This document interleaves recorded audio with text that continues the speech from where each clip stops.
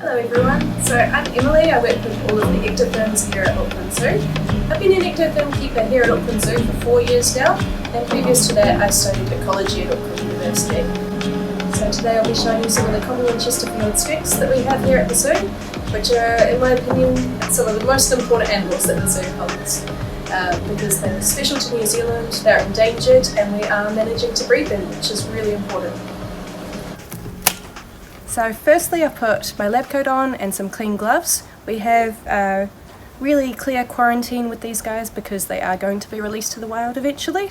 Now this enclosure might look pretty simple, but it has everything that these skinks need to do really well.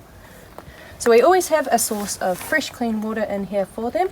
And we also have a misting system. Because we're up in Auckland and they're originally from the west coast of the South Island, they need a little bit more rain than we get naturally. So we program it each day to come on to give them a nice rain shower. So we've got a couple of plants in here as well. So most of the wild diet of these guys is invertebrates, so lots of little bugs, little spiders and other things that they find, creepy crawlies. But we also offer them some fruit and nectar, which is important for them, especially as they're putting on some winter fat stores to make sure that they can survive through the winter and have lots of energy for the breeding season as well. So it's really important for these guys to be able to get nice and hot in the sun.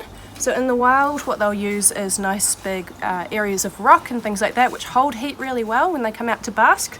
So what we've got here is a few rocks. We've got these terracotta pot lids, and we also have this tile. So this is called onduline. It's actually designed for roofing, but that means that it's really lightweight and it gets really nice and hot, so it holds the heat really well. So we also have these little piles of leaf litter.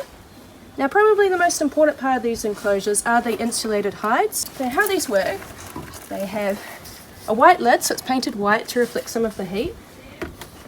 They then have a rock. This just provides some more insulating material and means they can climb out pretty easily. This outer pot here just has a little swirl of silicone, so we stick some sand to that, which means their claws can get purchased, and that helps them climb out very quickly and easily. They're really good at climbing steep surfaces, but this just makes sure that they can get out without any trouble. Now underneath that we have some more sphagnum moss, which is really good for retaining water. It's really important that they have somewhere where they can get nice and damp when they're shedding their skin. And it also means that they can choose where they want to be. So it's really important that we provide all these different microclimates of temperature and humidity so they can choose where they want to be. On a really hot day, they will actually sit 25 degrees lower at the bottom of the pot than the surface temperature. That's really good for providing them a place they can get to if they need to get out of the heat. So that's how our enclosures are set up, and now you understand why we've put all of these different elements in here. We're going to go get some food and see if these skinks are hungry. So because the cobbles and Chesterfields are from slightly different areas, we actually had different equipment for all of the skinks. So all of the cobble skinks have blue triangles on them, and all the equipment for the Chesterfields have green circles. Now today I'm going to feed them some crickets. They eat a large variety of invertebrates in the wild, different insect species. But crickets are a really good base because they are quite nutritious. So what I'm putting on them at the moment is a little bit of calcium and vitamin powder. So we just dust this over the crickets before we feed them out. We also have for them today a little bit of a fruit smoothie. So this is actually a mix of pear and strawberries. So in the wild at this time of year they will be hunting for berries and fruits, and this gives them a really good source of sugar to put on all the stores that they'll need for winter. Alright, so that's all our fruit plated up for these animals. They don't need very much because they're quite small. Okay. Also throw in a few crickets for her.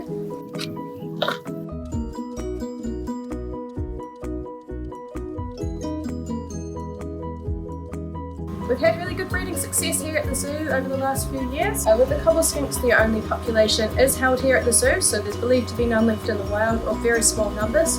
And that's because the beach that they're from had mostly eroded away. It's really positive to have those increases, and really good that they can breed up here in this climate because it is a little bit different to what they get on the west coast of the South Island. So that shows that the measures we're putting in place to kind of replicate their natural climate are really working for them, and that also we're feeding them and pairing them really well.